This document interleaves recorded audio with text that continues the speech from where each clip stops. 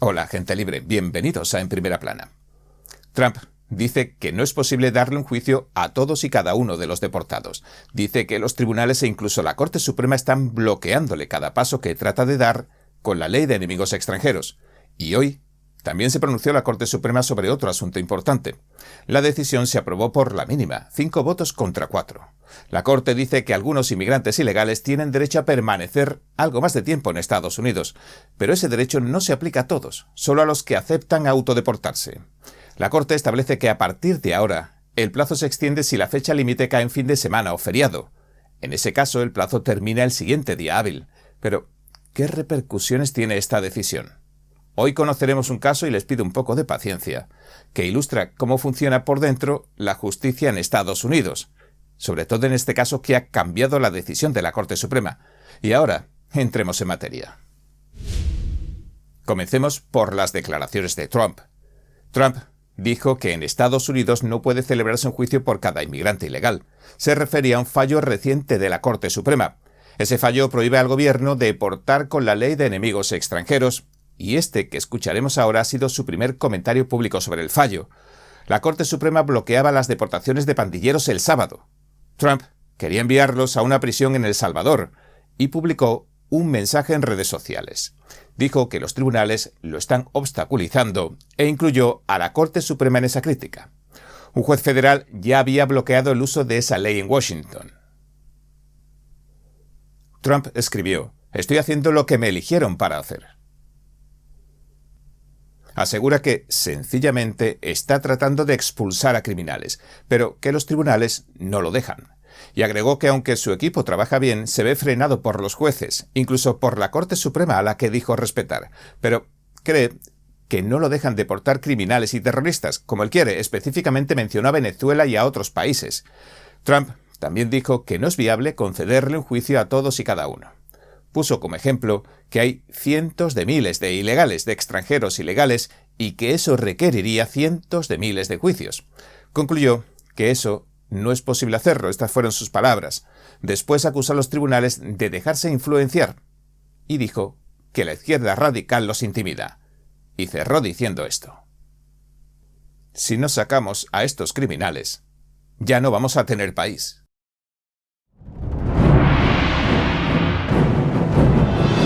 Un espectáculo realmente importante para cada uno de nosotros. Esto es lo que usted ha estado esperando. Véalo por lo menos una vez en su vida. Shen Yun.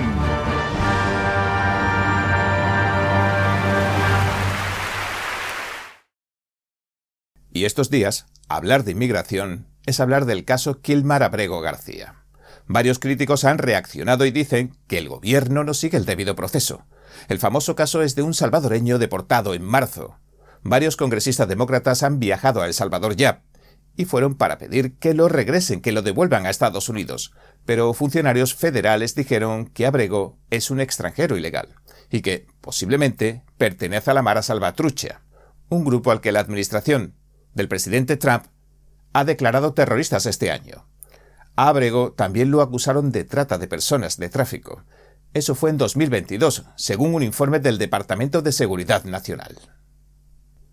A pesar de una orden judicial que decía que corría peligro por una pandilla rival, lo deportaron a El Salvador. Luego la administración Trump dijo que la orden de protección había sido revocada por otro juez y que ya no había motivo para reclamar nada. En base a este incidente, la Corte Suprema emitió una orden y prohibió deportaciones de personas de esa clase. Todos los jueces firmaron la orden excepto dos. Samuel Alito y Clarence Thomas votaron en contra. Alito criticó la orden, dijo que era sin precedentes y jurídicamente cuestionable. Como explicamos ayer en profundidad en nuestro programa, si no lo han visto, les invito a verlo.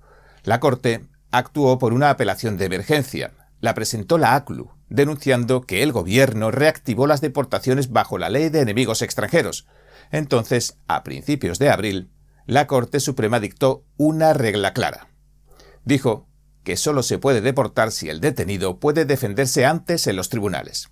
Y debe tener tiempo razonable, dijo, para impugnar su expulsión. Después, los abogados de Trump han respondido. Presentaron documentos en el tribunal. Argumentaron que sí se notificó a los detenidos.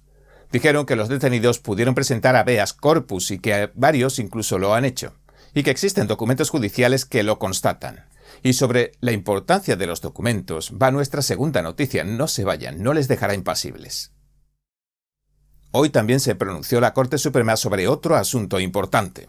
La decisión se aprobó por la mínima, 5 votos contra 4. La Corte dice que algunos inmigrantes ilegales tienen derecho a permanecer algo más de tiempo en Estados Unidos, pero ese derecho no se aplica a todos, solo a los que aceptan autodeportarse. La Corte establece que a partir de ahora, el plazo se extiende si la fecha límite cae en fin de semana o en feriado. En ese caso, el plazo termina el siguiente día hábil. El juez Neil Gorsuch escribió la opinión mayoritaria y se le unieron John Roberts, Sonia Sotomayor, Elena Kagan y Ketanji Brown Jackson.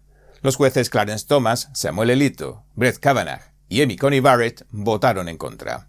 El caso se llama Monsalvo Velázquez contra Bundy, la fiscal general de Estados Unidos, y el peticionario se llama Hugo Abisai Monsalvo Velázquez. Es ciudadano mexicano y llegó a Estados Unidos en 2004. Entró sin papeles cuando era adolescente hace ya 2 décadas. Conoció a su esposa en 2009, 5 años después, en Colorado, donde vivía, y se casó ese mismo año. Tienen 2 hijos y los 2 son ciudadanos estadounidenses. Y fue en 2011 cuando el gobierno comenzó un proceso para deportarlo. Los cargos son que Monsalvo es un extranjero que no ha sido admitido legalmente ni goza de libertad condicional. Esta libertad condicional, o parole, en inglés, permite a ciertos extranjeros permanecer legalmente en Estados Unidos de forma temporal por razones humanitarias o de un beneficio público significativo. Pero esta libertad condicional no aplica en su caso. El gobierno le envió una notificación para que se presentara. La notificación no tenía fecha ni hora. El escrito decía que la audiencia sería en una fecha a determinarse y la hora también a determinarse. Cuando sintió que el gobierno podía deportarlo, presentó una solicitud bajo la Convención contra la Tortura. Pidió que no le deportaran porque temía ser víctima de la violencia si regresaba a México, como hemos dicho. Además, presentó otra solicitud más.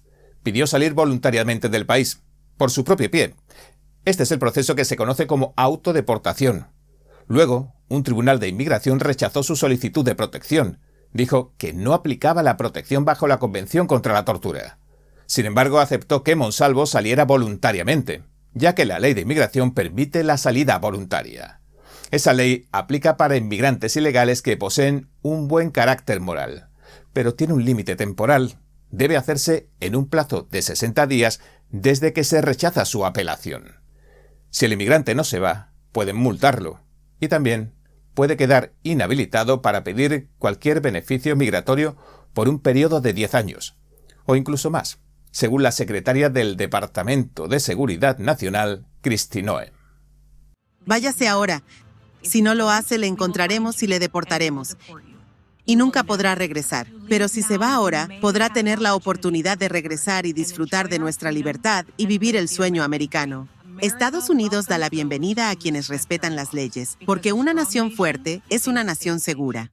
El tribunal le ha concedido a Monsalvo la salida voluntaria. Dijo que vivía en Estados Unidos por más de un año antes del proceso, que tenía buen carácter moral, que tenía medios para marcharse solo y que tenía la voluntad de hacerlo. A partir del 5 de marzo de 2019, se le concedieron 60 días naturales para abandonar el país. Eso hacía que la fecha límite fuera el 4 de mayo de 2019. El 4 de mayo de 2019 caía también en sábado. Y la orden también decía que podía salir hasta el 6 de mayo. El 6 de mayo era lunes, el siguiente día hábil. Monsalvo entonces apeló la decisión ante la Junta de Apelaciones de Inmigración, pero la Junta confirmó el fallo del juez previo y restableció la salida voluntaria. Le concedieron otros 60 días para salir del país. Otra vez, el día número 60 cayó en sábado. Era el 11 de diciembre de 2021, un sábado.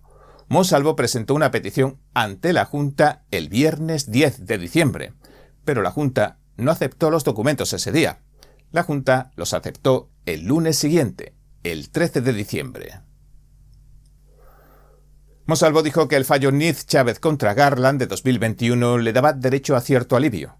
Ese caso trataba de un inmigrante al que le rechazaron su solicitud de asilo, pero presentó que la notificación del gobierno estaba incompleta. La Corte entonces dictó que la notificación debía haber sido completa y en un solo documento. El juez Gorsuch también escribió la opinión en ese caso. Gorsuch dijo que el gobierno debe entregar una notificación clara y completa. Monsalvo también se acogió a esa premisa y dijo que su notificación fue deficiente y que aquello le permitía solicitar, por tanto, que también se frenara su deportación. Monsalvo también dijo que la deportación perjudicaría a sus hijos estadounidenses, pero la Junta rechazó la petición el 4 de mayo de 2022. Dijo que en East Chávez el caso no cambiaba nada. Monsalvo pidió una reconsideración. Y entonces salió a relucir otro caso, Pereira contra Sessions. Ese caso decía que no se puede iniciar un proceso sin fecha ni lugar de audiencia. Y también citó el manual de prácticas de la Junta. El manual dice que si una fecha límite cae en fin de semana o feriado, se corre al siguiente día hábil. Entonces la Junta dijo que esa regla no aplica para plazos de salida voluntaria. Monsalvo apeló ante el Tribunal del 10º Circuito, que rechazó la apelación por presentarla demasiado tarde, fuera de tiempo. Pero este tribunal, el 10º Circuito, reconoció que el 9º Circuito opina diferente. El 9º Circuito dice que los plazos se extienden si caen en fin de semana o feriado. Entonces, el juez Gorsuch escribió la opinión mayoritaria de la Corte Suprema. Y dijo el magistrado que el término días permite extender plazos si caen en fines de semana o feriados. Y que esa interpretación también aplica en inmigración. La Corte Suprema revocó la sentencia del 10º Circuito, le devolvió el caso y le pidió que siga la nueva interpretación, es decir, el caso de Monsalvo ha dado un giro significativo. Ahora la Corte Suprema dicta una decisión en su favor y establece que los plazos para la salida voluntaria de inmigrantes indocumentados que caen en fines de semana o días festivos se extienden automáticamente hasta el siguiente día hábil. Esta decisión afecta directamente a su caso, ya que su plazo original de salida voluntaria expiraba en un sábado. Y en tales circunstancias, el plazo se extiende hasta el lunes siguiente, permitiendo así que su petición para reabrir el caso que presentó el lunes posterior sea considerada válida. Esto podría abrir la puerta a una nueva revisión de su situación migratoria y posiblemente evitar la deportación. Aquellos que no hayan presentado sus peticiones a tiempo, si su fecha límite caía en un fin de semana o feriado, también pueden beneficiarse de esta extensión. En resumen, la decisión de la Corte Suprema beneficia a Hugo y a otros tantos inmigrantes en situaciones similares, ya que extiende automáticamente los plazos de salida voluntaria si caen en fines de semana o feriados. Esto les da más tiempo para tomar decisiones, apelar o presentar mociones sin enfrentar consecuencias graves por plazos perdidos. Además, podría permitirle a Hugo seguir luchando para evitar la deportación o encontrar una forma de regularizar su situación en Estados Unidos. Bien, ¿qué opina? Me gustaría leer sus comentarios. Hola, gente libre, bienvenidos a En Primera Plana. Robert Kennedy Jr., el secretario de Salud de los Estados Unidos, le ha declarado la guerra a los químicos en los alimentos. Ayer mismo se dirigió a la industria en términos bastante serios, en su cruzada para acabar con las enfermedades crónicas.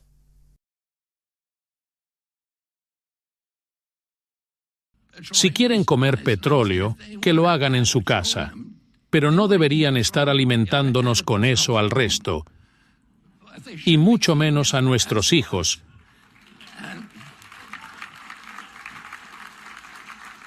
Sin nuestro conocimiento ni consentimiento.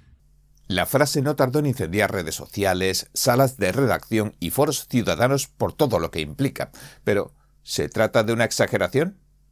Pues los hechos que relata Kennedy Jr. y que cualquier estadounidense puede haber advertido es que durante décadas, productos básicos del supermercado, hablamos de cereales, refrescos, caramelos, yogures e incluso de los medicamentos infantiles, han estado cargados de colorantes sintéticos derivados del petróleo.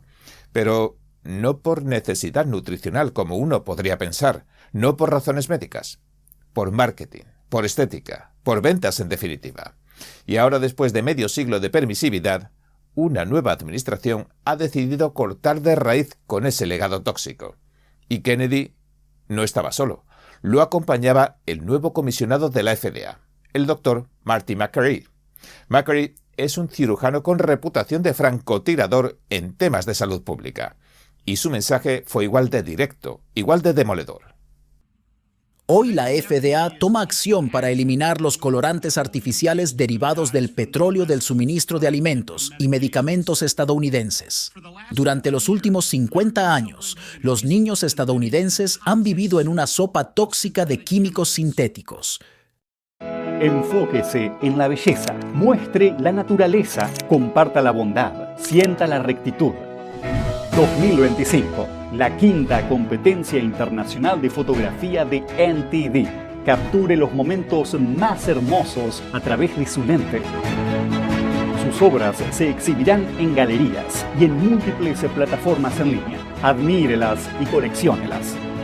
Visite foto.ntdtv.com. Con esa declaración se selló una de las decisiones regulatorias más ambiciosas en la historia reciente del país: la eliminación total de los colorantes alimentarios derivados del petróleo para finales del año que viene.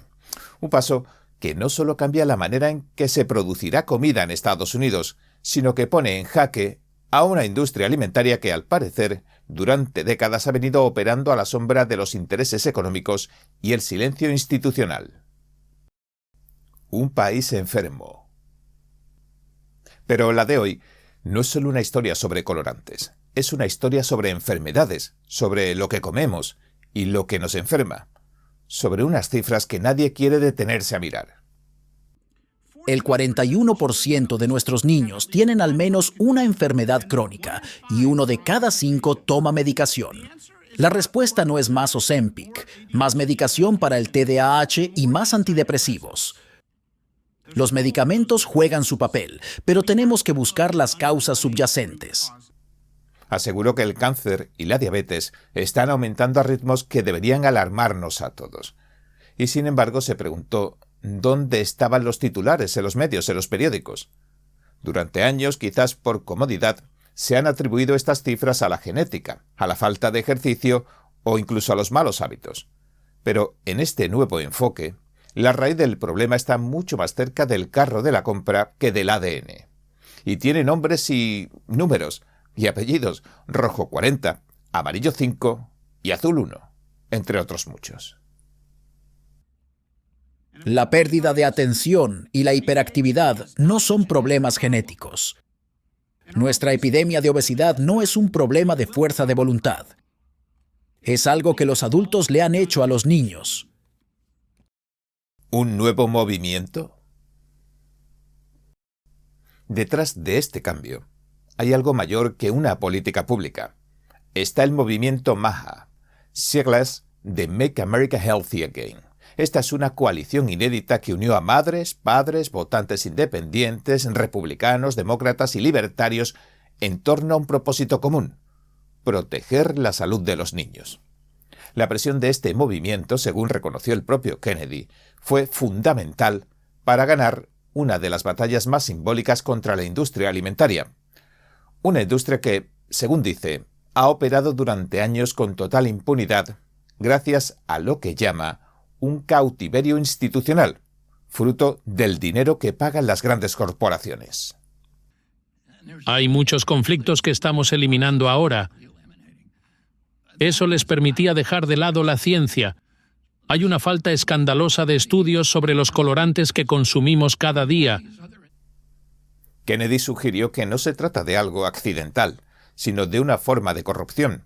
En otras palabras, lo que se ha anunciado en Washington no ha sido simplemente la prohibición de ciertos químicos, ha sido una declaración en toda regla de guerra cultural, económica y sanitaria.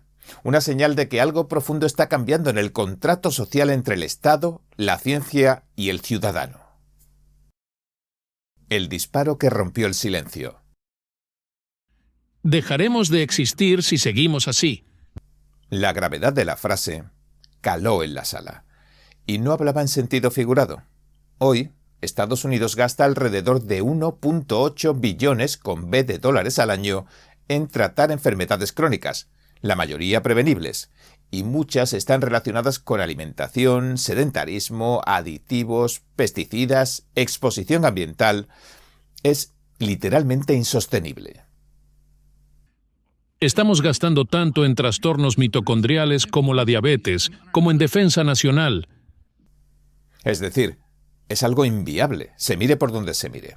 Y esa declaración, respaldada por datos y por el nuevo plan de acción de la FDA, ha marcado un antes y un después, porque, más allá de la polémica, el ruido y los intereses cruzados, algo se quebró esa mañana.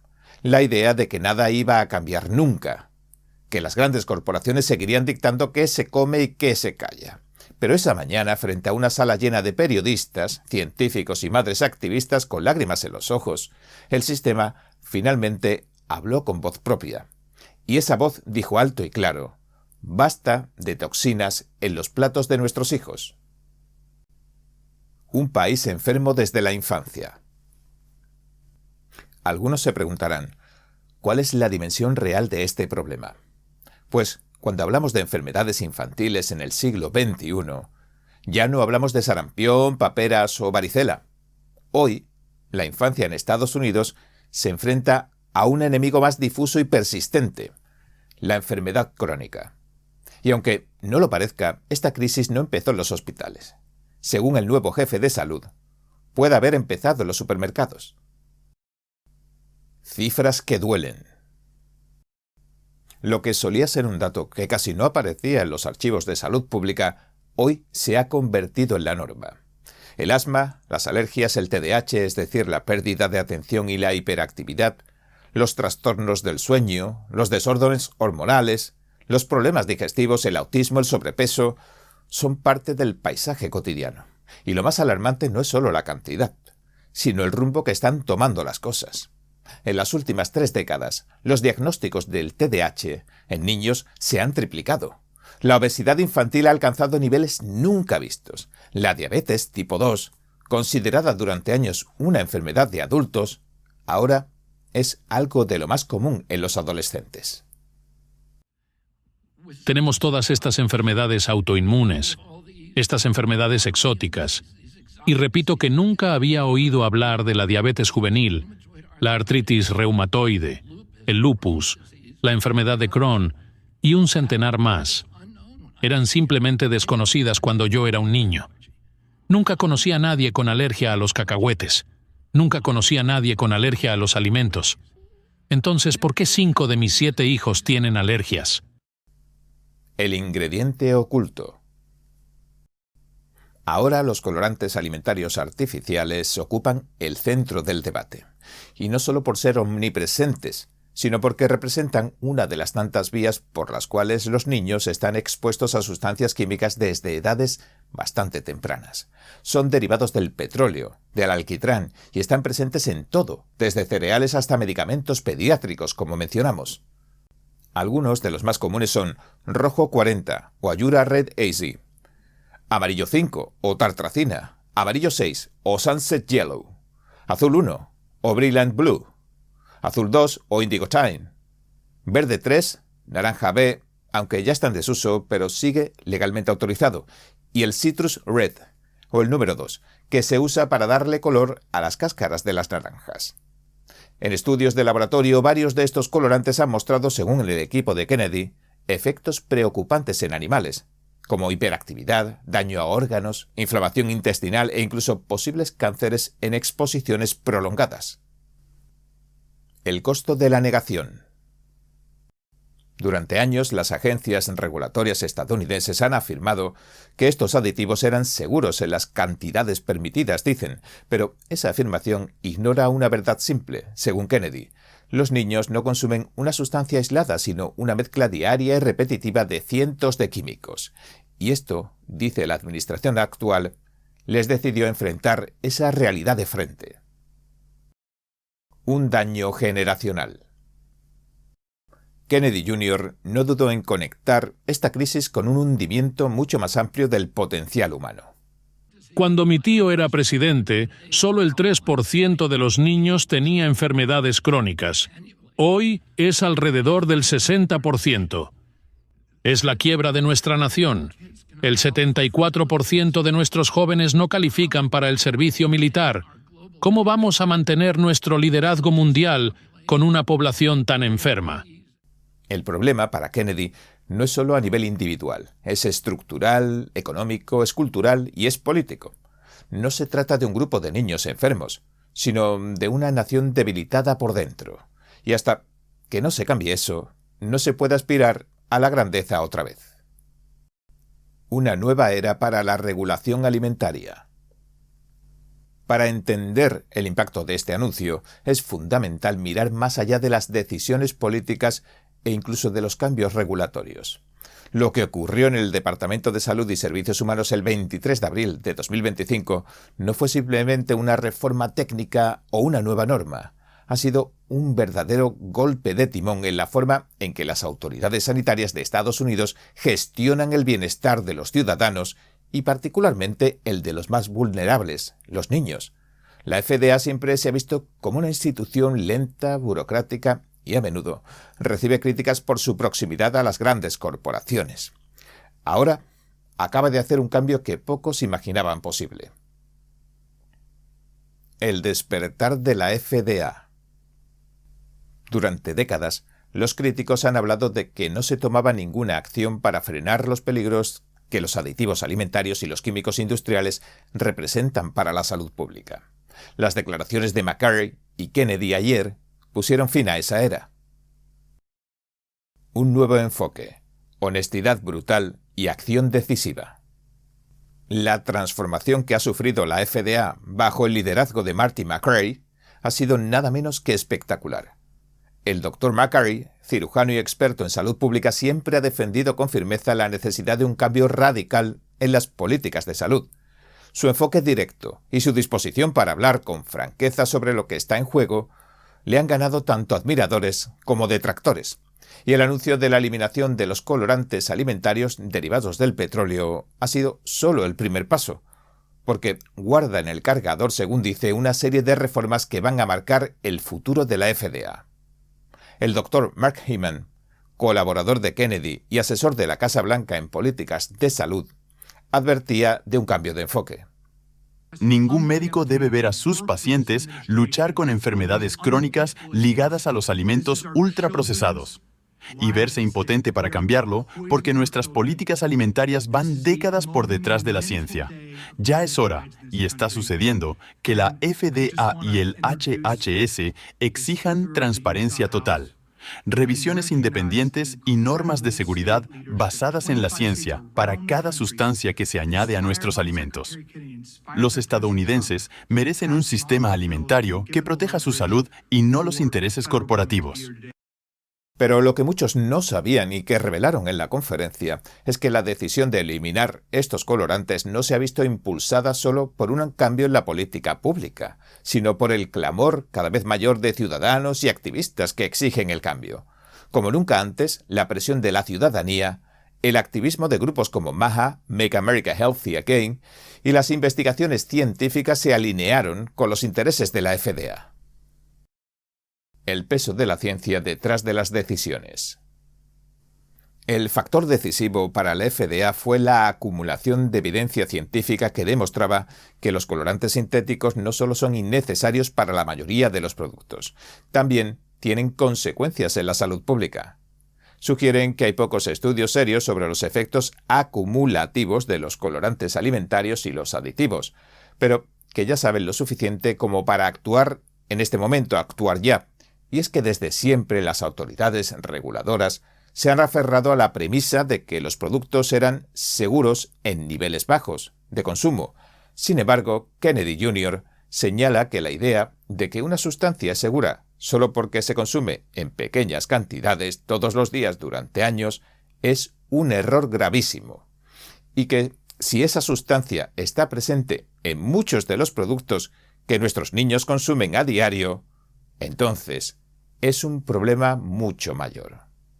Kyle Diamantes, un empleado especial del gobierno, respaldó tales afirmaciones. Está en juego la vida de nuestros hijos. Estamos envenenando a nuestros hijos. Este es un día monumental para cambiar las cosas en este país. El presidente de la FDA también las respaldó y subrayó que el objetivo no era solo retirar los colorantes del mercado, sino comenzar un proceso más amplio de revisión de todos y cada uno de los ingredientes alimentarios. La polémica con la industria alimentaria. Por supuesto, lo de Kennedy no ha sido un camino de rosas. Las empresas alimentarias, que desde siempre han estado muy vinculadas a la FDA, no se tomaron a la ligera la noticia de la prohibición de los colorantes derivados del petróleo. La industria reaccionó rápidamente. Le preocupaba, dijo, el impacto económico de la medida. Aseguraban que este cambio tan brusco podría afectar a las ventas, los precios y la producción de algunos de los productos más populares del país. Sin embargo, el Dr. McCurry respondió con convicción lo siguiente. Para ser claros, la transición de colorantes alimentarios derivados del petróleo a colorantes alimentarios con ingredientes naturales no aumentará los precios de los alimentos. Lo sabemos por otros países que ya han hecho la transición. No es una opinión. Pero la reacción más fuerte vino de los propios consumidores y de los grupos activistas que apoyan al movimiento MAHA. La presión fue tal que la FDA decidió avanzar sin titubear. ¿Qué implica la reforma para el futuro? La promesa de la FDA es clara: eliminar poco a poco los colorantes sintéticos de la cadena alimentaria hasta sustituirlos por alternativas naturales. La transición comenzará con la eliminación de los colorantes más peligrosos y se extenderá a otras sustancias químicas presentes en los alimentos. McCurry subrayó que esta no sería una solución mágica y no curará todos los problemas, pero que es un paso necesario hacia una reforma estructural del sistema alimentario. El enfoque hay que ponerlo en cambiar la forma en que nos alimentamos, dijo, si se busca un sistema que priorice la salud y no la conveniencia o las ganancias económicas a corto plazo. El cáncer y la diabetes entre los jóvenes están aumentando a un ritmo alarmante y nadie parece saber por qué. Tenemos que centrar nuestra atención en las causas subyacentes, como las sustancias químicas y las toxinas a las que están expuestos los niños, y no solo en más insulina y quimioterapia. Y esta decisión también conlleva el impulso de una nueva agenda: la creación de un estándar nacional de salud alimentaria que regule no solo los colorantes, sino también otros aditivos peligrosos, pesticidas y productos de origen sintético que han invadido las estanterías de los supermercados. Todo parece indicar que con el paso de los meses es posible que veamos la regulación de otros ingredientes problemáticos como los azúcares añadidos y las grasas trans, que siguen siendo parte esencial de la dieta diaria de los niños a pesar de los peligros que representan. Una batalla por la transparencia. Este anuncio también marca el comienzo de una nueva era de transparencia en la FDA, como explicó Kennedy. El objetivo no solo es eliminar los colorantes sintéticos, sino restaurar la confianza en la agencia que durante años estuvo bajo la sombra de las grandes corporaciones alimentarias y farmacéuticas. Su idea es restablecer lo que llaman la ciencia dorada en la agencia y saber exactamente qué hay en los alimentos y con qué alimentamos a nuestros hijos, es decir, la transparencia por bandera. Hacia un cambio de paradigma en la alimentación. La eliminación de los colorantes alimentarios derivados del petróleo puede considerarse un paso monumental, pero representa solo el principio de una cruzada mucho más grande: cambiar la forma en que Estados Unidos piensa sobre la comida, la salud y la industria alimentaria. Esta reforma no es simplemente un ajuste a las normativas alimentarias, sino una declaración de guerra en toda regla contra el modelo de producción alimentaria industrializado. Y la razón, según las autoridades estadounidenses, es que ha puesto la salud pública en una situación precaria. Un modelo que enferma a la población. Durante décadas, el modelo industrial de alimentos procesados ha dominado el mercado estadounidense y ha alimentado a millones con productos altamente adictivos y cargados de químicos y azúcares, mientras se minimizaba cualquier posible riesgo para la salud. Este modelo ha creado una epidemia de enfermedades crónicas, según Kennedy, particularmente entre los más jóvenes. Y asegura que lo que estamos viviendo es una epidemia pero silenciosa, y que, aunque estamos gastando más en el tratamiento de enfermedades crónicas, como la diabetes, que en la defensa nacional, sin embargo, no estamos abordando el problema desde su raíz. El poder de los grupos activistas. El movimiento que ha llevado a este cambio radical ha sido impulsado por grupos como MAHA, Make America Healthy Again, que agrupan a una diversidad de estadounidenses más allá de las líneas partidistas. Como hemos dicho, hablamos de independientes, republicanos, demócratas y libertarios que se han unido bajo un mismo objetivo: cambiar el sistema de salud y alimentación de Estados Unidos. Para Kennedy este es un triunfo del pueblo estadounidense. Los políticos, las grandes corporaciones y los medios, todos temían este momento, pero las personas han acabado logrando que se las escuche, dijo. Así que ahora son ellos los que están contra las cuerdas y es el momento de actuar.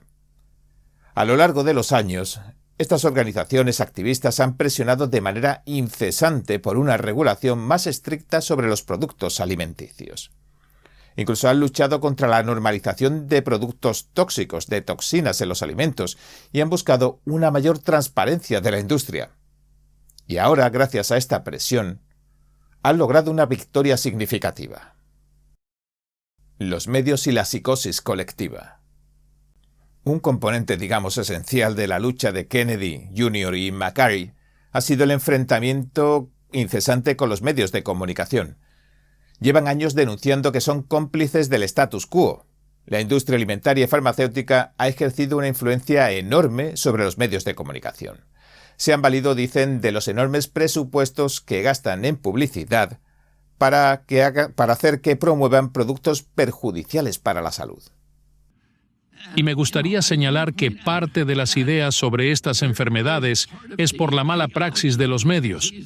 La psicosis de masas de nuestros medios de comunicación que no hablan de estas cosas.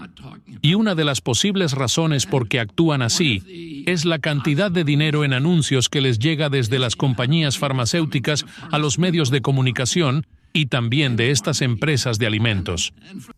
Y estos anuncios en los medios han creado una distorsión en la percepción pública, donde las soluciones rápidas, como los medicamentos, se han presentado como la única respuesta. Pero las posibles causas subyacentes del problema, como los aditivos alimentarios y el exceso de productos procesados, han sido minimizadas e incluso ignoradas. El cambio cultural necesario. Kennedy Jr. subrayó que no basta con reformas regulatorias. Lo que Estados Unidos necesita es un cambio cultural masivo en torno a cómo entendemos y consumimos los alimentos. La comida es la base de la salud, dice. No se trata solo de eliminar ciertos ingredientes. Es toda una transformación cultural. Y necesitamos, según dice, enseñar a nuestras futuras generaciones que la comida real no es una moda, es una necesidad. Este cambio cultural debe venir acompañado de educación en salud pública desde las primeras etapas de la vida, desde las más tempranas, y además incentivos para la producción de alimentos más saludables y sostenibles. El rol de los padres y la sociedad civil. En su intervención, Kennedy también hizo un llamado a los padres de familia, quienes tienen un papel crucial en esta transformación. La medida para eliminar los colorantes alimentarios no solo depende de las autoridades gubernamentales o de la industria alimentaria, sino también de la voluntad colectiva de las familias. Tendríamos que exigirnos un cambio en la forma en que se alimentan nuestros hijos, y por eso sugiere redoblar esfuerzos. La batalla por la salud pública no ha terminado. Esto es solo el principio. Los padres, los activistas, los educadores, todos deben formar parte de esta lucha, porque lo que está en juego es el futuro de nuestras generaciones. El futuro, sostenibilidad y salud pública. Uno de los temas clave que ha emergido con esta reforma es la sostenibilidad. El cambio hacia un sistema alimentario más saludable y libre de toxinas no solo beneficiará a la salud humana, sino que también tendrá un impacto positivo en el medio ambiente. La industria alimentaria, que depende en gran medida de los productos procesados y artificiales, debe adaptarse para cumplir con los nuevos estándares de salud pública. Y esto podría abrir un nuevo campo de oportunidades para productos orgánicos, locales y sostenibles, transformando así la manera en que se producen y consumen los alimentos. El camino por recorrer. A pesar de los avances, todavía queda un largo camino por recorrer. La eliminación de los colorantes sintéticos es solo una parte de un rompecabezas mayor. La lucha contra las enfermedades crónicas y la transformación del sistema alimentario estadounidense requerirán un enfoque continuo y una colaboración entre gobierno, industria, academia y sociedad civil. La activista y madre Bernie Harry decía esto. Hoy marca el comienzo del restablecimiento de la confianza en la FDA y nuestras instituciones reguladoras. Esta es una victoria para todos los estadounidenses que no conocen la verdad sobre la industria alimentaria, para todas las madres, los padres, los médicos y los profesores que luchan por encontrar respuestas a los problemas de salud de nuestros hijos cuando pueden resolverse con alimentos. ¿Saben por qué? Porque la comida es medicina. ¿Un modelo para el mundo? Lo que comenzó como un movimiento dentro de las fronteras de los Estados Unidos está comenzando a reverberar en el ámbito global. La prohibición de los colorantes alimentarios derivados del petróleo es solo el primer paso hacia una transformación más grande que podría inspirar a otras naciones a seguir el ejemplo de Estados Unidos. Aunque aún es temprano para prever todas las consecuencias, la influencia de esta reforma podría ser internacional de maneras que podrían redefinir la industria alimentaria a nivel mundial. Porque otros países más pequeños que dependen de las políticas de exportación de alimentos deberían empezar a considerar y seriamente la misma dirección. Es decir, con la nueva política estadounidense, las empresas multinacionales tendrán que adaptarse a los nuevos estándares, lo que obligará a una revisión global de la forma en que los productos alimenticios son formulados e incluso distribuidos. La reforma de la FDA incluso puede presionar a empresas como Nestlé, Coca-Cola, PepsiCo y otros gigantes de la alimentación para que acaben eliminando los ingredientes sintéticos de sus productos y opten por alternativas naturales. La conexión con la sostenibilidad global. El impacto de esta reforma también podría tener una dimensión medioambiental significativa. Según Kennedy, los colorantes alimentarios artificiales no solo son un riesgo para la salud humana, sino que en su producción se emplean recursos no renovables y procesos industriales contaminantes, e incluso altamente contaminantes. En resumen, la salud pública y el medio ambiente están estrechamente relacionados.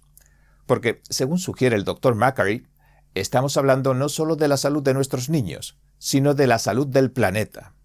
Reducir la dependencia, por tanto, de los productos petroquímicos, como los colorantes, es un paso más hacia la sostenibilidad. La colaboración internacional, un cambio de paradigma. El cambio propuesto por la FDA puede sentar las bases para una mayor colaboración internacional en políticas alimentarias. Organismos como la Organización Mundial de la Salud, la OMS y la FAO, la Organización de las Naciones Unidas para la Agricultura y la Alimentación, pueden comenzar a adoptar directrices más estrictas sobre los aditivos alimentarios y el impacto de los productos procesados en la salud global. Kennedy sugiere que los problemas de la salud pública no tienen fronteras y que tenemos la oportunidad de hacer historia juntos como una comunidad global. El cambio comienza en nosotros. Es fácil pensar que los grandes cambios solo pueden venir desde las altas esferas del poder o que dependen únicamente de las políticas gubernamentales que las cosas mejoren. Pero, en realidad, la transformación que se está buscando depende en gran medida de cada uno de nosotros como individuos. El verdadero poder está en nuestras decisiones diarias, desde lo que compramos en el supermercado hasta cómo educamos a nuestros hijos sobre la importancia de una nutrición saludable. Porque, según sugiere Kennedy, el cambio no es solo una cuestión de política. Es una cuestión de conciencia colectiva. Cada vez que elegimos un alimento, estamos votando por el tipo de futuro que queremos. Los ciudadanos deben convertirse en defensores de su salud y la de sus comunidades.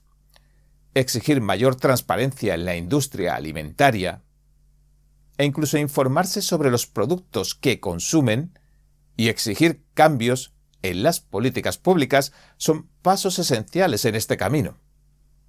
La era de la ignorancia alimentaria está llegando a su fin, y en su lugar debemos abrazar una cultura de educación, transparencia y responsabilidad.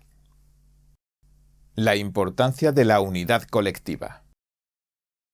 La coalición que Kennedy Jr. y otros líderes han formado para lograr estas reformas demuestra que el cambio verdadero ocurre cuando nos unimos en torno a una causa común. Independientes, republicanos, demócratas y libertarios han dejado de lado sus diferencias para luchar por un bien común, la salud y el bienestar de las generaciones tanto presentes como futuras. Nos preguntamos si este espíritu de unidad, que ha sido ejemplificado por el movimiento MAHA, no debería ser replicado en cada rincón de la sociedad. Las reformas no deben verse como una victoria de un grupo u otro, sino como un triunfo para todos. Al igual que la salud pública es responsabilidad de todos, también lo es el compromiso de transformar el sistema alimentario en uno que funcione para el beneficio colectivo. Según sugiere el Dr. Macquarie, no somos enemigos los unos de los otros, sino aliados en una causa mucho mayor. Esta es una lucha por la salud, por la justicia y por el futuro de los más pequeños. ¿Cómo podemos participar? La llamada a la acción es clara. Todos y cada uno de nosotros debemos involucrarnos en la creación de un sistema alimentario más justo, más saludable y más sostenible. Esto no es algo que solo los políticos puedan hacer, es algo que todos podemos contribuir a construir desde nuestra vida diaria. Y hay formas de involucrarse, que todos conocemos, como apoyar a los productores locales. Esto nos lleva a consumir alimentos más frescos e invertir nuestro dinero en prácticas agrícolas más sostenibles y saludables. En las locales, también deberíamos exigir transparencia a las empresas. Pedirle a los fabricantes de alimentos que informen claramente sobre los ingredientes y que eliminen aditivos tóxicos como los colorantes derivados del petróleo, y además educar a las nuevas generaciones. Los padres, los educadores y los líderes comunitarios tienen un papel fundamental en educar a los jóvenes sobre los peligros de los alimentos procesados y la importancia de elegir alimentos saludables. Y, por supuesto, participar en movimientos de salud pública y promover la regulación y la política pública. Una reflexión sobre el impacto global.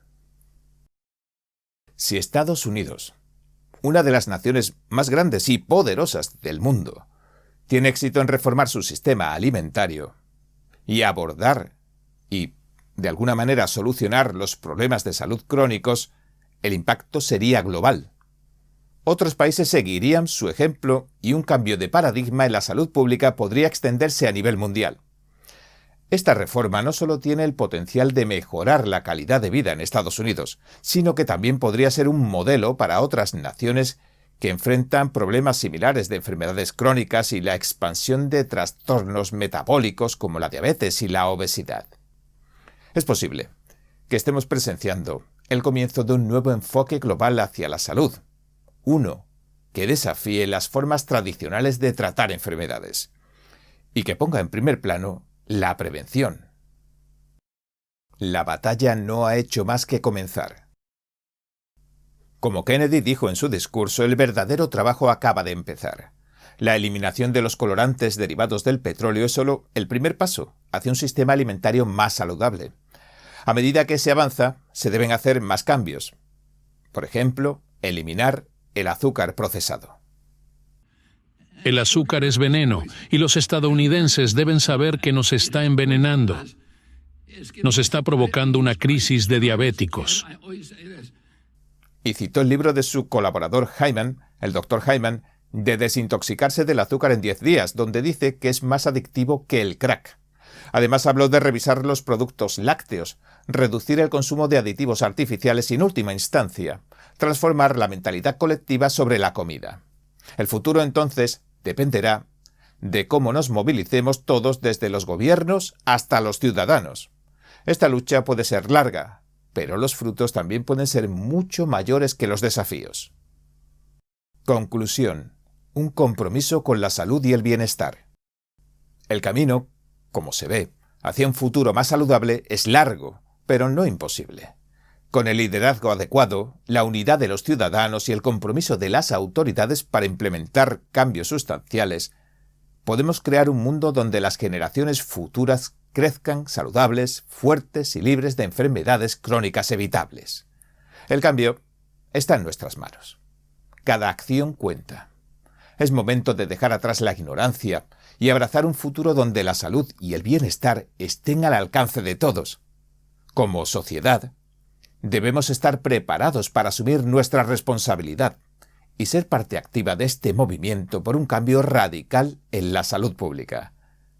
Si hemos aprendido algo de este proceso, es que nuestra salud no tiene precio. Y ahora es el momento de actuar. Juez, ¿qué puede decirnos de todo esto?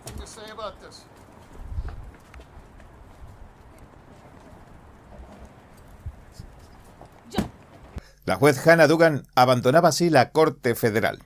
La administración Trump la había detenido por ayudar a un inmigrante ilegal a evadir el arresto. Horas antes arrestaban al juez Joel Cano y a su esposa. Los acusan también de cargos de manipulación de pruebas. Los dos arrestos de jueces se producen en menos de 24 horas, mientras que los jueces de tribunales inferiores siguen paralizando los decretos del presidente Donald Trump. En el último, una juez frenó la orden de Trump de requerir una prueba de ciudadanía para votar. ¿Qué está pasando? ¿Guarda alguna relación todo esto? ¿Puede ser incluso el comienzo de algo? Bien, entremos en materia. El director del FBI, Kash Patel, publicó que su agencia arrestó a la jueza Hannah Duggan en Milwaukee, Wisconsin, por cargos de obstrucción, después de que se encontrara evidencia de que la juez, Duggan, obstruyó una operación de arresto de inmigrantes la semana pasada. Creen que en ese momento despistó a los agentes deliberadamente para que no arrestaran al sujeto que comparecía ante su tribunal por acusaciones de violencia doméstica. Sin embargo, Eduardo Flores Ruiz, un mexicano de 32 años que reside ilegalmente en el país, no lograba escapar a un arresto posterior.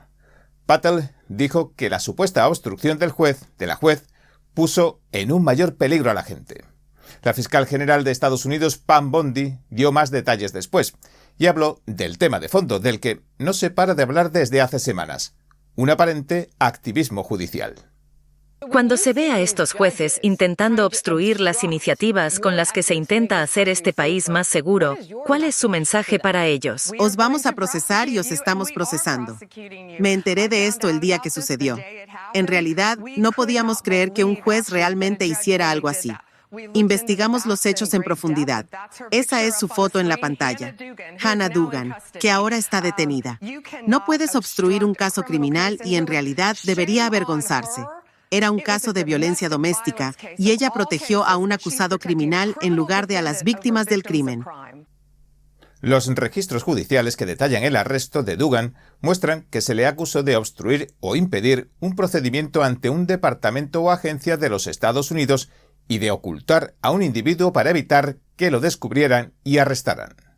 Fue realmente horrible. Este tipo estaba en la corte siendo procesado por un fiscal del estado por agresión de violencia doméstica. Había golpeado a 2 personas, un chico y una chica. Golpeó al chico 30 veces, lo tiró al suelo, lo estranguló y golpeó a una mujer. Tan mal que ambos tuvieron que ir al hospital. Y John, sabes, es muy raro que las víctimas quieran cooperar, pero querían cooperar. Estaban sentados en la sala del tribunal con el fiscal del estado. El juez se entera de que ICE estaba fuera para capturar al tipo, porque había sido deportado en 2013, pero volvió a nuestro país y comete estos crímenes, y acusado de cometer estos crímenes, con las víctimas en el tribunal. La jueza se entera y sale al pasillo, y le grita a los agentes de inmigración. Está furiosa, visiblemente conmocionada, molesta, y los manda a hablar con el juez principal. Vuelve a la sala, no te lo vas a creer, y se lleva al acusado y al abogado defensor a su despacho, y los saca por una salida privada y les dice que se vayan. Mientras un fiscal del estado y las víctimas de la violencia doméstica permanecen sentados en la sala. Un reportero de Associated Press dijo que Duggan compareció este viernes ante una audiencia en un tribunal federal. Luego, la pusieron en libertad, como vimos hace un minuto. Según el reportero de AP, un abogado de Duggan, Craig Maston Tuono, declaró durante la audiencia judicial que la juez lamenta, cito, profundamente que la arrestaran y protesta. Asegura que no se hizo esto en interés de la seguridad pública. En el expediente judicial que se hizo público se incluyó una declaración jurada de un agente especial del FBI. Calificó la situación de inusual y añadió que a pesar de habérsele informado de la orden administrativa de arresto contra Flores Ruiz, la juez Duggan escoltó a Flores Ruiz y a su abogado fuera de la sala del tribunal por la puerta del jurado, que conduce a una zona privada del juzgado. Más tarde, Flores Ruiz escapó del juzgado y, escuchen bien, fue arrestado por agentes federales después de un tiroteo. En Internet se describe a Duggan como juez del Tribunal de Circuito del Condado de Milwaukee desde 2016, que supervisa a menudo casos de delitos menores. Se postuló a la reelección sin oposición para la División Branch 31 en 2022, y su mandato actual está previsto que finalice en agosto de 2028. Por su parte, como acabamos de oír, la administración Trump ha dicho que investigará y procesará a los funcionarios locales que se nieguen a cumplir con las medidas federales de inmigración. Días después de que asumiera el cargo, Trump, el Departamento de Justicia, ya enviaba un memorando a los fiscales federales. Les ordenó que investigaran a los funcionarios locales o estatales que pudieran estar obstruyendo los arrestos de inmigrantes ilegales. El memorando advertía que se les podría procesar de acuerdo a una ley que prohíbe la conspiración para cometer un delito contra el gobierno federal o defraudarlo, y las penas de prisión llegan a ser de hasta 5 años por cada cargo. Y Duggan ha sido acusada de 2. Los altos funcionarios de la administración también han dicho que retendrían la financiación a los estados que no acaten las políticas migratorias del gobierno. Tratamos por nuestra parte de ponernos en contacto con el FBI, el Servicio de Alguaciles de Marshals de Estados Unidos y de una cuenta de correo electrónico asociada a Duggan, pero no obtuvimos comentarios al cierre de este programa. Y mientras los grandes medios no afines a la presidencia, como la CNN, muestran preocupación por el arresto de la juez, los republicanos piden más acción contra los jueces de distrito que están paralizando las órdenes ejecutivas del presidente Trump, como ha pasado con la última, con la que trataba de prohibir que votara nadie sin identificarse antes. Newt Gingrich, un ex portavoz de la Cámara de Representantes, publicaba esto. Hay una gran pregunta de incógnito. Me pregunto por qué el Congreso no está haciendo más para hacer frente a estos jueces de distrito que parecen tan fuera de control. Y puedo hablar de eso porque en realidad testifiqué en una audiencia del Comité Judicial en la Cámara hace apenas una semana. Hablé de la necesidad de restringir los tribunales de distrito a las decisiones locales de distrito y no permitir que los jueces de los tribunales de distrito tomen decisiones a nivel nacional que podrían perjudicar a todo el mundo, como si fueran un presidente alternativo. Estoy encantado de informar que el congresista Darrell Issa ha presentado un proyecto de ley que bloquearía a los tribunales de distrito de emitir mandatos judiciales a nivel nacional y en su lugar limitarlos a su propio distrito. Se presentará en la Cámara. El senador Grassley tiene un proyecto de ley similar en el Senado. Sospecho que se aprobará y sospecho que el presidente Trump lo firmará. Así que el Congreso se está moviendo para poner a los jueces de distrito de vuelta en su distrito y que no pretendan ser presidentes alternativos. Y ahora, vean estas imágenes. Agarré, patrona. Agarré duro. Oh, sí, está pesado. Está pesado. Yo no sabía que estaba aquí. Yeah, Terry. A ver, claro, patrón, ¿cómo es que sí? Yo no soy un santo, pero estoy en clave. Estoy pagando con mis maldades. Estoy aquí. Ese que veían en las imágenes era el ex juez magistrado del condado de Doña Ana, Joel Cano, y su esposa, Nancy Cano. Los detenían ayer mismo después de que las autoridades allanaran su casa en Nuevo México. Una multitud de informes, vídeos como el que acabamos de ver y documentos judiciales indicaban que arrestaron a un presunto miembro de la pandilla Tren de Aragua que vivía en la parte trasera de su casa. Los acusan, según los documentos oficiales, de cargos por manipulación de pruebas. La secretaria de Seguridad Nacional, Kristi Noem, replicó el vídeo del arresto y escribió encima esto. Bajo la presidencia de Trump, hemos arrestado a más de 150.000 extranjeros, incluyendo a más de 600 miembros de la despiadada pandilla Tren de Aragua. Si estás aquí ilegalmente y violas la ley, te perseguiremos, arrestaremos y encarcelaremos. Te lo prometo. La pareja supuestamente vivía con Cristian Ortega López, un inmigrante ilegal venezolano al que alojaron en su casa de Las Cruces, la cual se ubicaba a unos 40 millas al norte de la frontera entre Estados Unidos y México. A Ortega López lo arrestaron en febrero. El ICE sospechaba que pertenece a la pandilla Tren de Aragua, que la administración Trump declaró organización terrorista también en febrero, ese mismo mes. Ortega López ingresó ilegalmente a Estados Unidos en 2023. Luego lo liberaron mientras se realizaban los procedimientos para su deportación final. Lo han acusado de ser un inmigrante ilegal en posesión de un arma de fuego o municiones. En marzo, un magistrado local de Estados Unidos pareció confirmar en una audiencia que lo habían arrestado en la casa de los Cano. El magistrado, Damián Martínez, señaló que Ortega López había vivido en la propiedad del ex juez y declaró, cito, «No creo que dejara que cualquiera viviera en su propiedad». 2 cuentas de correo electrónico aparentemente asociadas con Cano no respondieron a nuestra solicitud de comentarios. El arresto de Cano se produjo el mismo día en que la Corte Suprema de Nuevo México le prohibía ejercer como autoridad judicial en todo el estado. En su fallo, el tribunal dijo que Cano nunca más, cito, ocupará, se convertirá en candidato, se postulará ni se presentará a elecciones para ningún cargo judicial de Nuevo México en el futuro. Ni con nada, añado, relacionado con el sistema de justicia a ningún nivel. Si bien es verdad, la Corte Suprema no explicó por qué abandonaba su cargo, ni por qué se le prohibía ser juez del Estado. Cano, por su parte, había sido juez del condado de Doña Ana desde 2011, pero cuando renunció el mes pasado no dio ningún motivo. Y en cuanto a lo que podría deparar el futuro después de estos arrestos, ¿quién sabe? ¿Qué opina usted? El jefe del FBI revelaba algunos planes sobre el juez de los pagos por silencio de Trump, que también le impuso aquella orden de mordaza para que no hablara de su hija. Estoy aquí en su programa para anunciar una medida en la que estoy trabajando con el Congreso y que debería ser el pan de cada día del Congreso. Les estoy pidiendo que emitan citaciones a la compañía de la hija del juez Merchant, que ganó más de $15 millones con la información ilícita que salía de la sala de su padre. Quiero ver los registros bancarios porque el dinero no miente. Quiero saber a qué profundidad está y cuánto fue a parar a la familia después de esta falsa condena.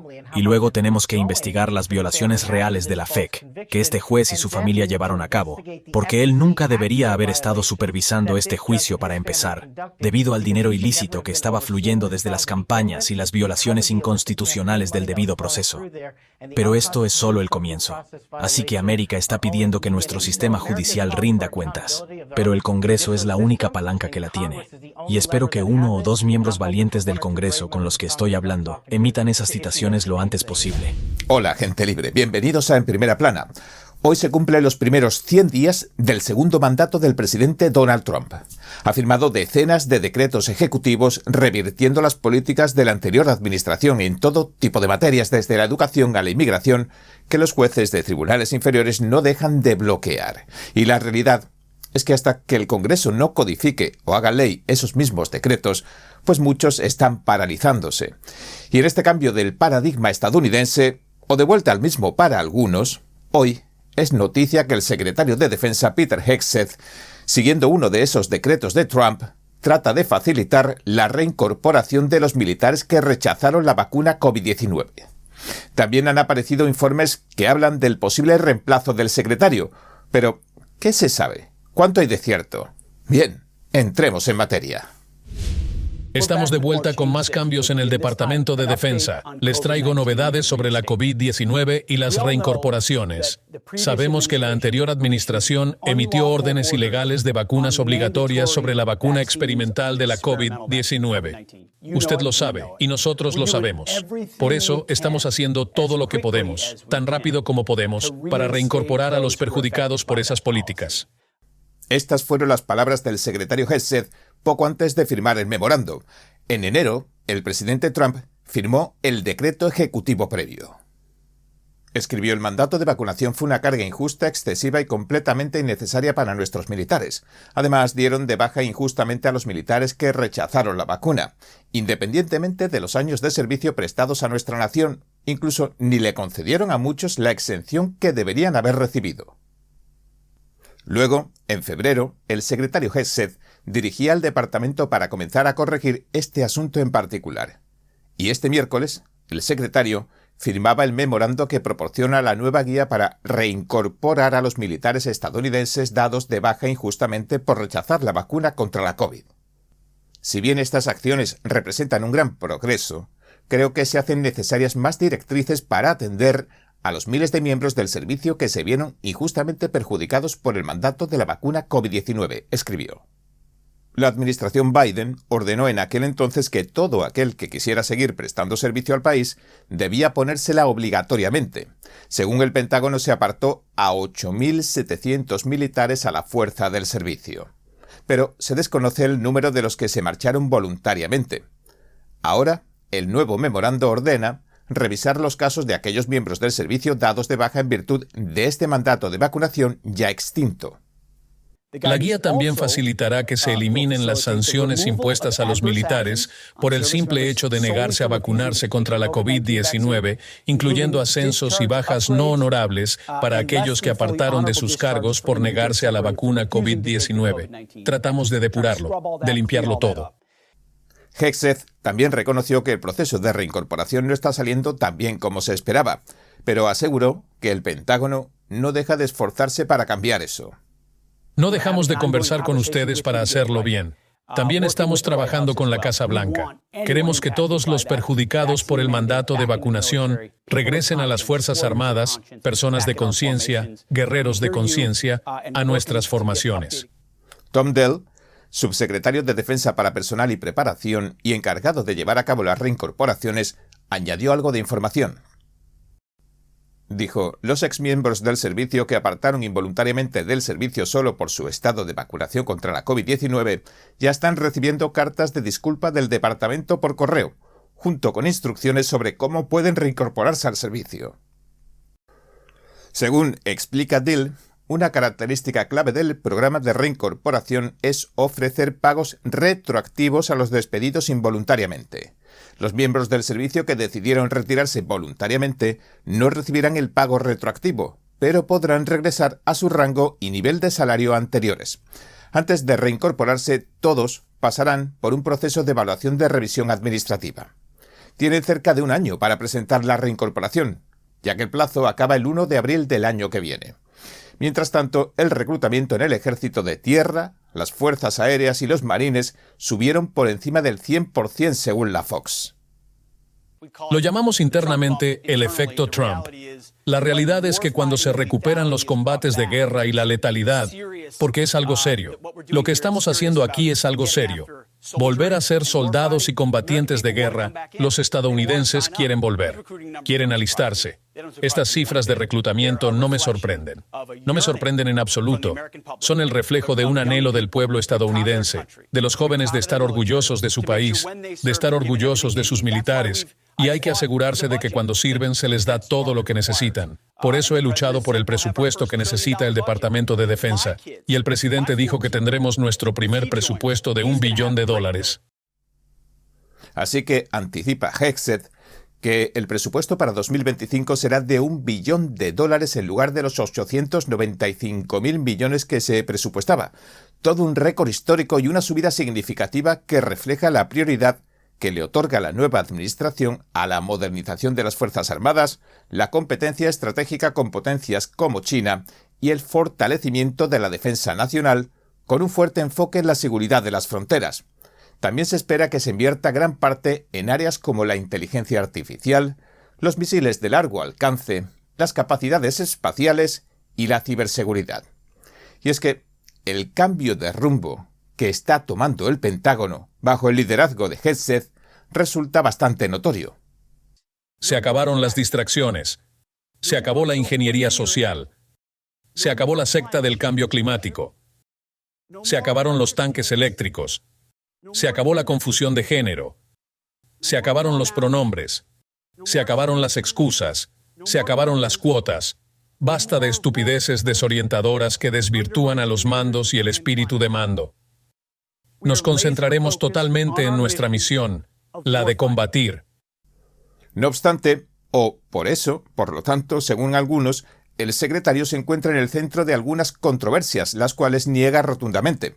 Esto que van a ver decía en India, donde se encuentra de visita el vicepresidente J.D. Vance, cuando le preguntaron sobre una posible fuga de información de inteligencia en la plataforma Signal.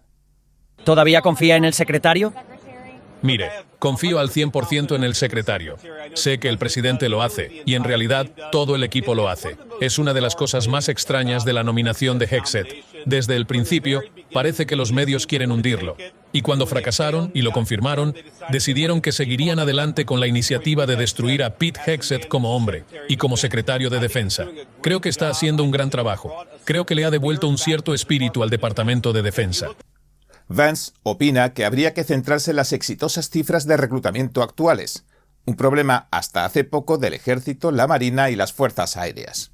Es un gran testimonio de su liderazgo, y me gustaría, francamente, que la prensa hablara más de eso, y no de fuentes anónimas de trabajadores al azar. Justo antes, la Casa Blanca negaba las noticias de que la administración vaya a reemplazar a Hegseth. La secretaria de prensa, Karoline Leavitt, respondía así a los informes.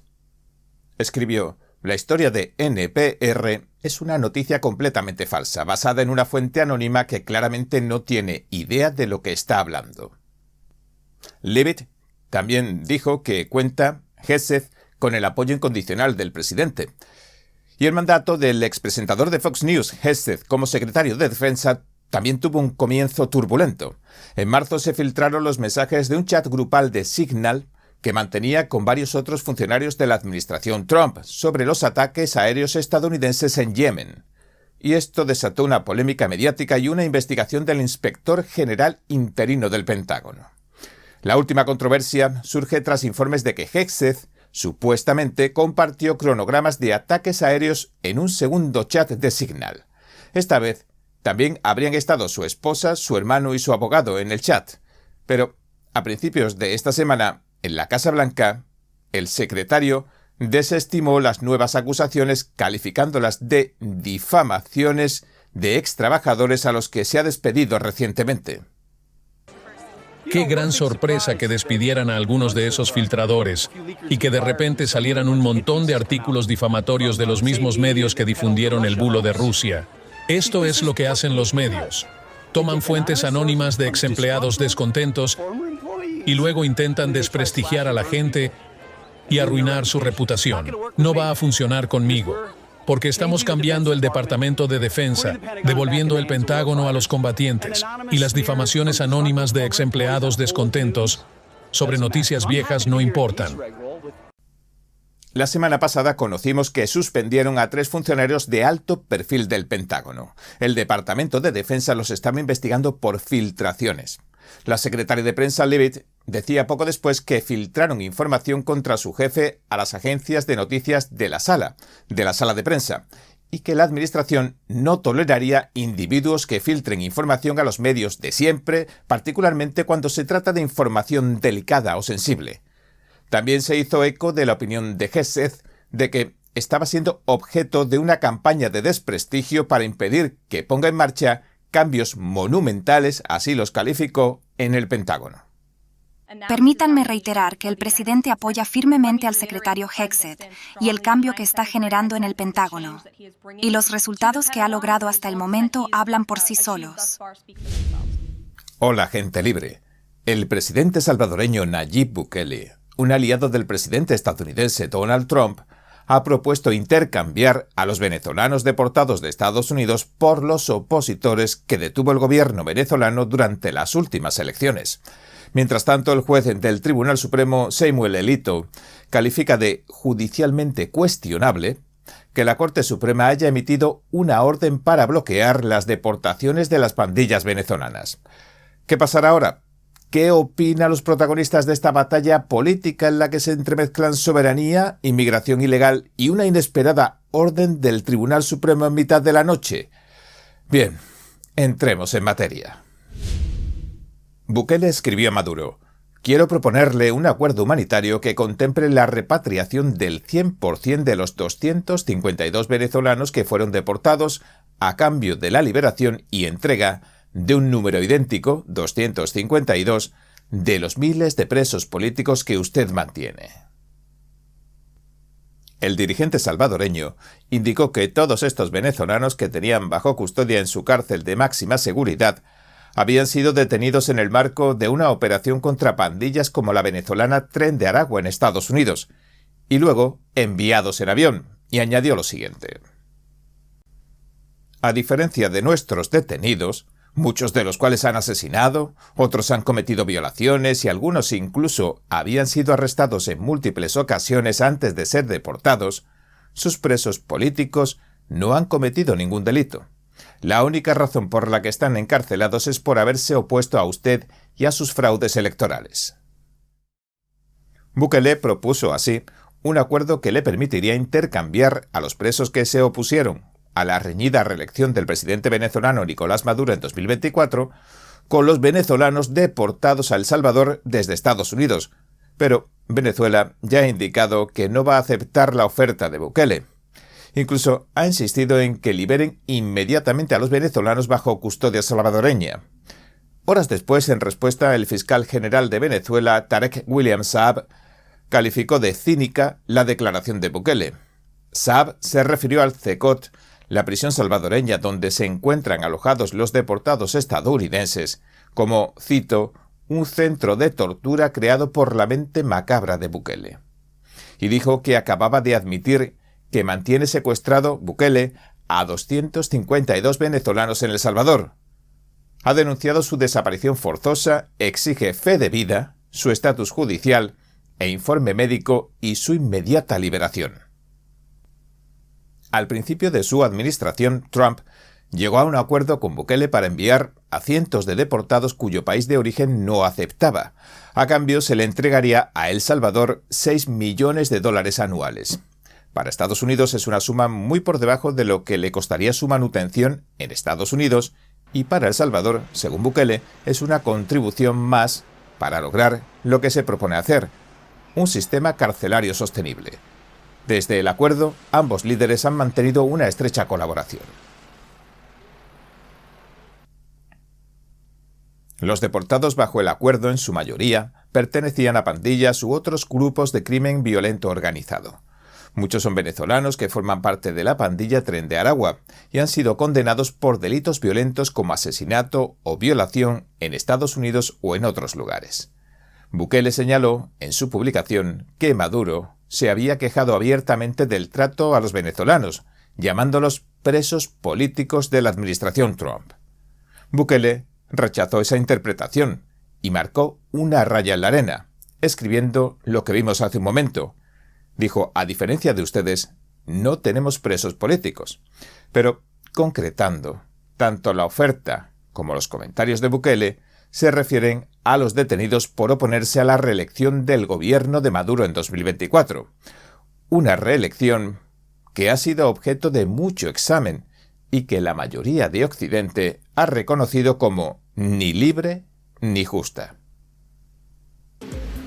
Personalmente, y esta es la postura del gobierno de Chile, no tengo dudas de que el régimen de Maduro ha intentado cometer un fraude, si no hubiesen mostrado las famosas actas. ¿Por qué no lo han hecho? Si hubiesen ganado claramente, hubiesen mostrado las actas. La pintura al óleo tradicional, inspirada en lo divino, genera compasión. Las obras de arte creadas en la verdad y la belleza iluminan el camino hacia la bondad.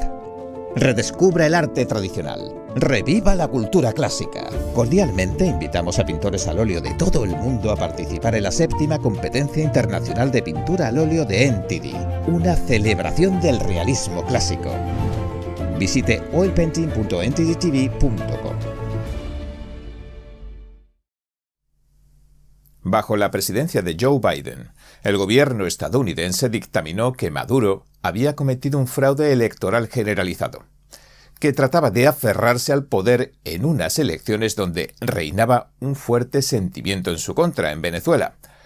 El país se había distanciado de Maduro debido a una persistente hiperinflación, la escasez de alimentos y las sanciones de Occidente, entre otras cosas.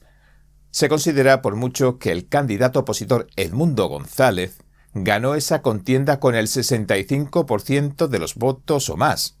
Incluso las actas de votación que nunca mostró el gobierno de Maduro ya han dado la vuelta al mundo de la mano del propio candidato González. La líder de la oposición, María Corina Machado, permanece escondida en Venezuela desde las elecciones. Y tras las elecciones, aseguró que una vez que tuvieron en su poder más del 70% de las actas de votación, es decir, de los registros de las mesas de votación, la victoria era más que clara. En este momento me emociona mucho decirles a todos que tenemos el 73.20%.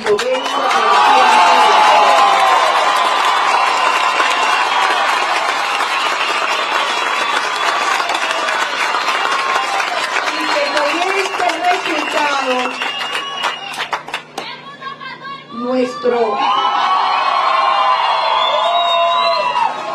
presidente electo es Edmundo González.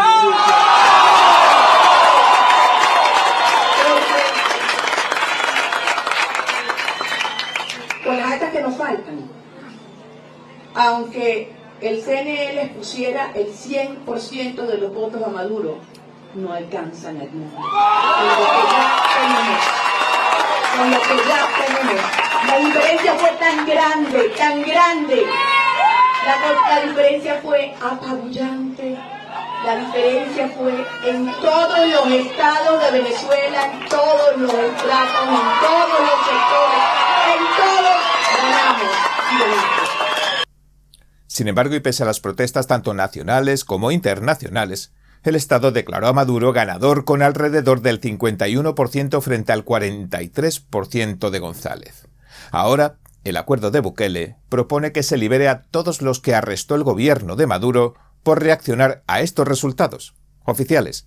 De hecho, el mandatario salvadoreño especificó algunos nombres para los intercambios como, por ejemplo, el yerno de González, Rafael Tudares, el periodista Roland Carreño y la activista y abogada Rocío San Miguel.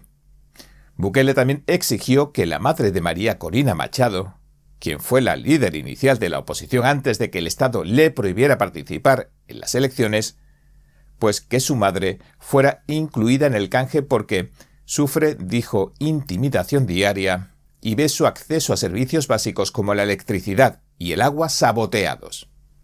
Y Corina Machado lleva muchos años en una oposición en la que no se guardaba nada para sí misma, ni siquiera ante Chávez, el predecesor y mentor de Maduro. El debate, pero todavía no. No, presidente. A ver. Presidente, tenemos 8 horas.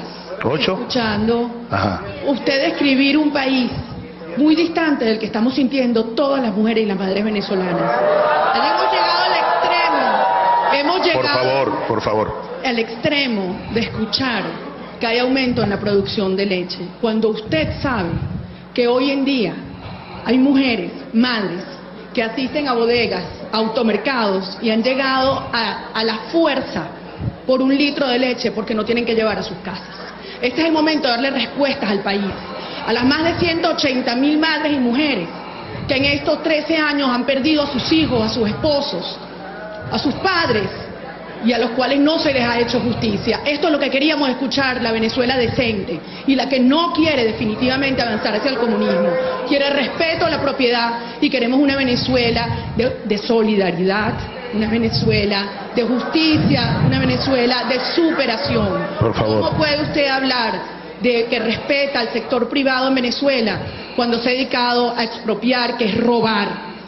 Cuando se dedica a insultar, sí, las propiedades de empresarios, comerciantes, hasta pequeños posadas a quienes ni siquiera se le han resarcido su propiedad. Dígale la verdad a Venezuela. Aquí hay una Venezuela decente que quiere una transformación profunda y que es el momento de enfrentar con seriedad y con responsabilidad este desafío histórico que tenemos por delante. El tiempo se les acabó. Es el momento de una nueva Venezuela. Sí, acepte el debate, presidente.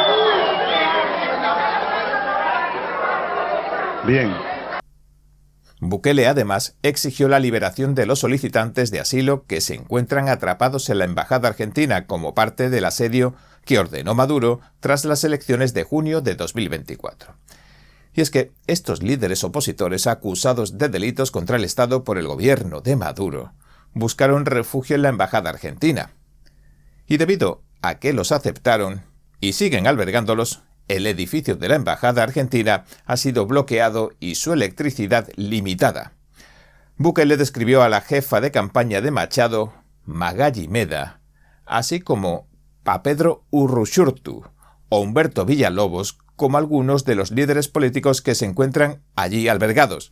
Las demandas de Bukele también incluyen el intercambio de alrededor de 50 ciudadanos detenidos de otras nacionalidades como la estadounidense, la alemana, la dominicana, argentina, etcétera, etcétera.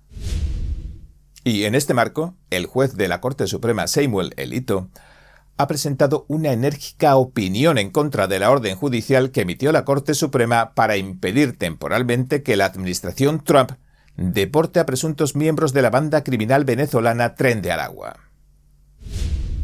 Escribió, en resumen, literalmente en mitad de la noche, el tribunal emitió una medida sin precedentes y jurídicamente cuestionable, sin dar a los tribunales inferiores la oportunidad de decidir, sin escuchar a la parte contraria, dentro de las 8 horas siguientes a la recepción de la solicitud, con un dudoso respaldo fáctico para su orden y sin ofrecer ninguna explicación al respecto.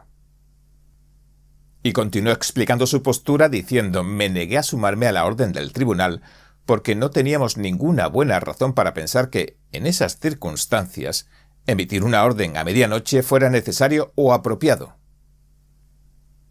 Para concluir diciendo, tanto el Poder Ejecutivo como el Judicial tienen la obligación de cumplir la ley.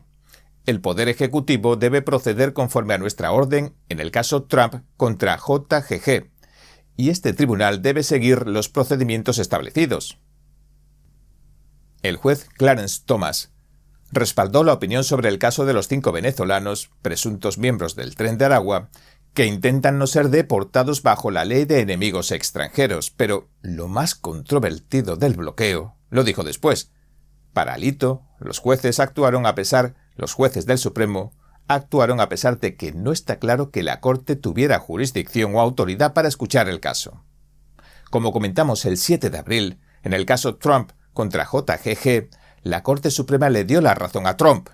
Levantó un bloqueo judicial que le impedía a su administración emplear la ley de enemigos extranjeros para deportar a presuntos pandilleros, pero determinó que a los detenidos se les debe dar la oportunidad de impugnar su expulsión ante la justicia. Y luego, el fin de semana ha venido esta suspensión administrativa de una sola página sin firmar, emitida a primeras horas de la madrugada del 19 de abril, a la que se refirió Alito, y que ordenaba al gobierno federal lo siguiente, cito: no sacar de Estados Unidos a ningún miembro de la clase putativa de detenidos hasta nueva orden de este tribunal. Este tipo de suspensión administrativa otorga a los jueces más tiempo para considerar si bloquearán las deportaciones. Dicha orden tampoco explica el motivo de la decisión del tribunal. Y el proceso de emisión fue muy rápido, cuestión de horas. La Unión Estadounidense por las Libertades Civiles, ACLU, presentó una solicitud de emergencia en nombre de 2 ciudadanos venezolanos a última hora del 18 de abril. Le pedía a la Corte Suprema que bloqueara inmediatamente su deportación, poniendo en entredicho el uso de la ley de enemigos extranjeros que invocó Trump para deportar a inmigrantes indocumentados, presuntos o confirmados miembros de pandillas criminales. Además, la ACLU pidió al Tribunal de Distrito de Columbia que emitiera una orden de restricción temporal y al Quinto Circuito la suspensión de la deportación totalmente. Pero alguno todavía no se ha pronunciado, ahora lo veremos. El 14 de marzo, como informamos en profundidad en su día, Trump firmó la proclamación 10.903, en la que declaró oficialmente que el Tren de Aragua, una organización terrorista extranjera, cito, está perpetrando, intentando y amenazando con una invasión o incursión depredadora contra el territorio de los Estados Unidos. El Tren de Aragua está valiéndose, según dijo, de la inmigración ilegal masiva a Estados Unidos para perjudicar a los ciudadanos estadounidenses, socavar la seguridad pública y apoyar el objetivo del régimen socialista venezolano con el que está asociado para desestabilizar a las naciones democráticas en las Américas, incluido Estados Unidos. Y que, cito también, todos los venezolanos de 14 años o más que sean miembros del Tren de Aragua, se encuentren dentro de Estados Unidos y no estén realmente naturalizados o no sean residentes permanentes legales de Estados Unidos, pueden ser detenidos, retenidos, asegurados y expulsados como enemigos extranjeros. En el otro bando, los clientes de la ACLU se mostraron en desacuerdo porque no se estaba respetando la orden anterior, dijeron, y corren el peligro de que no se les escuche antes de subirlos, por ejemplo, a un autobús con destino al aeropuerto y a una prisión en El Salvador. Posteriormente, aseguran que muchos de los 137 venezolanos que deportaron el 15 de marzo no pertenecían al Tren de Aragua. Sin embargo, serán encarcelados, dijeron, por el resto de sus vidas en el centro de confinamiento para terroristas de El Salvador. Un día antes, un juez federal del Distrito de Texas había rechazado su solicitud, la de la ACLU, de emitir una orden de restricción temporal para detener en seco las deportaciones. El juez, James Wesley Hendricks, no consideró que los clientes de la ACLU estuvieran en riesgo inminente de ser deportados sumariamente porque incluso el gobierno negó esa acusación. También a última hora del mismo día, el procurador general John Sauer le pidió a la Corte Suprema que rechazara la solicitud. Dijo, como mínimo, si el tribunal mantiene vigente su suspensión administrativa, el gobierno solicita respetuosamente que el tribunal aclare que está suspendiendo administrativamente las deportaciones solo bajo la ley de enemigos extranjeros y que su orden no impide la deportación conforme a cualquier otra autoridad migratoria. Bien, este ha sido nuestro informe de hoy. Si le gustó, por favor no olvide darle a me gusta, suscribirse y compartirlo. Gracias por ver En Primera Plana. Nos vemos mañana. Enfóquese en la belleza, muestre la naturaleza, comparta la bondad, sienta la rectitud. 2025, la quinta competencia internacional de fotografía de NTD. Capture los momentos más hermosos a través de su lente. Sus obras se exhibirán en galerías y en múltiples plataformas en línea. Admírelas y colecciónelas. Visite foto.ntdtv.com.